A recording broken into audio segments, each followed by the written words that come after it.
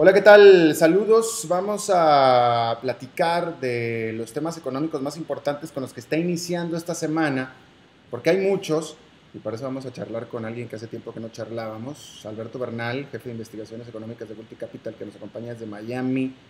Alberto, mejor conocido como Tocayo, ¿cómo estás?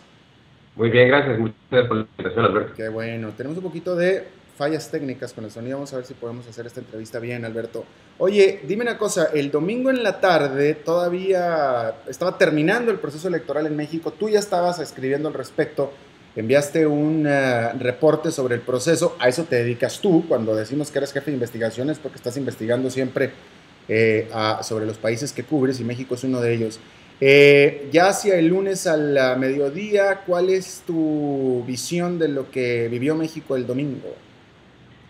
Pues mira, Alberto, yo creo que por el lado positivo, claramente el hecho de que Enrique Peña Nieto era el mejor candidato, en mi opinión, para tomar las riendas de México en este momento, específicamente hablando, era el que tenía la mejor plataforma económica y quizás el que tenía mayor posibilidad de tener una gobernabilidad fuerte en momentos difíciles en los cuales pues México está sufriendo de inseguridad y de pues todos estos obstáculos tan importantes que está sufriendo México en este momento. Entonces me parece que es una buena noticia que hubiera ganado Enrique Peña Nieto.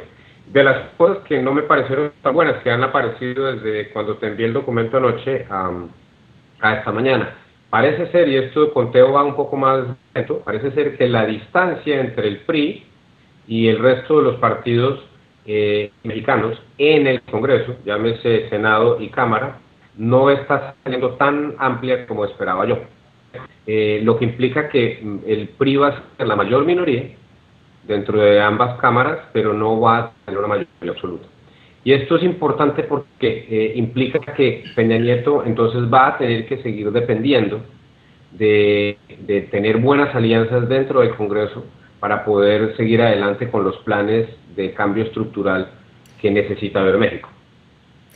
Interesante lo que dices, Alberto, porque si en algo que hay consenso es que si la economía de México está estancada es precisamente porque no se han podido aprobar en el Congreso las famosas reformas económicas modernizadoras, que son reformas que están en el Congreso o que la presidencia está tratando de impulsar en el Congreso desde el último presidente del priismo, es decir, desde Ernesto Zedillo. Entonces, tanto Ernesto Zedillo como Vicente Fox, como el actual Felipe Calderón, los tres presidentes han estado tratando todos de impulsar las mismas reformas y ha sido el Congreso los que las ha rechazado.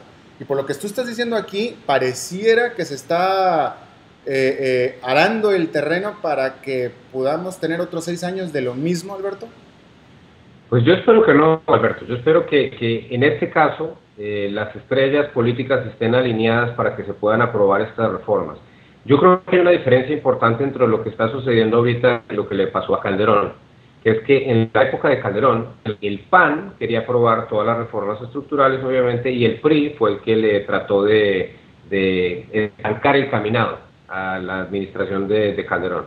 Y en cambio yo pienso que ahorita el necesita pasar las reformas y yo siento que hay más posibilidad de que PAN actúe más como un aliado importante del PRI en el proceso legislativo, porque al fin y al cabo Josefina, por ejemplo, también hablaba de la misma reforma, la reforma fiscal, reforma energética, etcétera. Entonces yo pensaría, y Calderón lo mismo, yo pensaría que hoy en día hay mayores probabilidades de que esto llegue a pasar y el mercado pues claramente está de acuerdo, ¿no?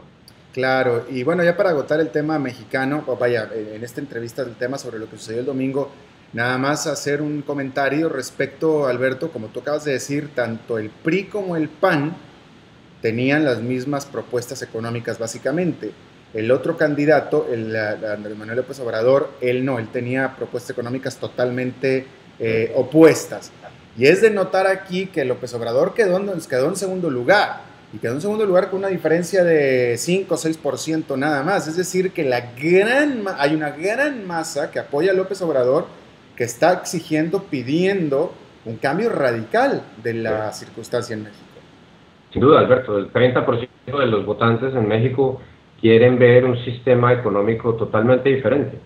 Y en eso México se parece al resto de Latinoamérica, en que también hay un porcentaje importante de gente que decidió, por ejemplo, elegir al socialismo del siglo XXI en otras partes de Latinoamérica. Afortunadamente, Alberto, yo siento que la clase dirigente en México y la capacidad que hubo de conseguir, digamos, de mostrar propuestas, de difundirlas, etcétera, y demostrarle a la gente en México que de verdad el único camino válido para salir de la pobreza es la industrialización y el sector privado. Afortunadamente, a pesar de lo difícil que es, pues logró la tesis lógica de economía, logró ganar las elecciones otra vez en México. Claro, bueno, vamos a pasar a otros temas entonces, Alberto, porque este lunes en la mañana se dieron a conocer varios datos económicos, tanto de Europa como Estados Unidos, y que reflejan dos cosas. Uno, que Europa no es Estados Unidos en términos económicos, pero donde sí hay algo de coincidencia es en lo malo de los números. En el caso de Europa se confirma una recesión profunda, mientras que en el caso de Estados Unidos se confirma una desaceleración.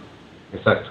Un dato muy complicado que salió esta mañana en Estados Unidos, Alberto, el ISM de manufactura. Nosotros esperábamos 52,5, el número salió en 49,7, lo que implica que salió por debajo del nivel que uno considera de contracción. Y si tú te pones a mirar qué fue lo que pasó, está atado a dos cosas: nuevas órdenes y inventarios. Entonces, ¿qué fue lo que sucedió? Y ahí, por ejemplo, esta mañana estaba desempolvando un paper de Bernanke en 1981 que habla sobre expectativas y los efectos que tiene sobre la inversión, que es exactamente lo que sucedió hoy. ¿Por qué lo estaba leyendo? Pues para tratar de incrementar mis probabilidades de que vaya a haber un relajamiento cuantitativo de la tercera versión en Estados Unidos después de estos números. ¿A qué voy con todo esto, Alberto? Que la crisis europea generó tan mala expectativa en Estados Unidos en los últimos 2 o 3 meses que ya comenzó entonces a afectar a la intención de los dueños de los negocios de mantener prendida la máquina para producir productos, porque se están asustando un poco sobre la expectativa de la futura demanda de la economía. Y esto pues obviamente es lo que generó esa desaceleración. Es decir que, y esta es pregunta, la manufactura en Estados Unidos se está desacelerando por falta de confianza de los empresarios o porque efectivamente la circunstancia en Europa ya está directamente afectando a la manufactura en Estados Unidos. Una combinación de los dos, pero yo creo que es más por efecto de expectativa, ¿sabes? O sea, la expectativa de que la situación en Europa pudiera tener otra tónica adicional, fue la que generó que los inversionistas, los dueños de los negocios en Estados Unidos se volvieran un poco más parcos en sus expectativas de ventas y por lo tanto produjeron menos. Ya. Ahora, otra cosa que me preocupa a mí de las cifras, y te voy a pedir que hables al respecto de estas cifras que se dieron a conocer en Europa, pero lo que a mí me preocupa de todo esto es que entre más profundas estén las cifras estas en Europa, más se va a extender en el tiempo la situación en Europa. Pues ahí hay dos formas de verlo, Alberto. La verdad, por ejemplo, que las ventas al por menor estén cayendo como al 16% año a año en Grecia, creo que son los números. Si por alguna razón, o esperemos, pues esa es mi expectativa, Grecia sigue siendo parte del próximo año y ya se estabilizó un poco, solamente por un efecto aritmético, Alberto. Si cayeron 16% año a año, el próximo año van a subir 8%. Entonces ya vamos a tener números positivos, porque todo es, digamos, que va a ser basado en una base de comparación muy baja. Entonces son cosas que digamos, en cuestión de aritmética y de generación de perspectiva de mercado son importantes. Entonces, a mí me parece que, en cierta forma, el hecho de que el golpe económico más fuerte se esté viendo en este momento en Europa, quizás es una buena noticia para el 2013. O sea, tú estás hablando de un rebote, que el rebote va a ser más importante.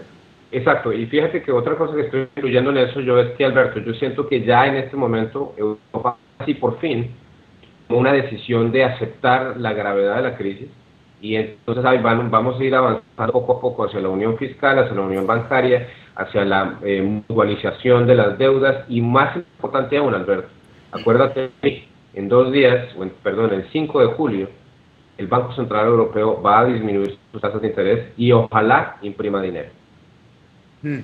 Interesante.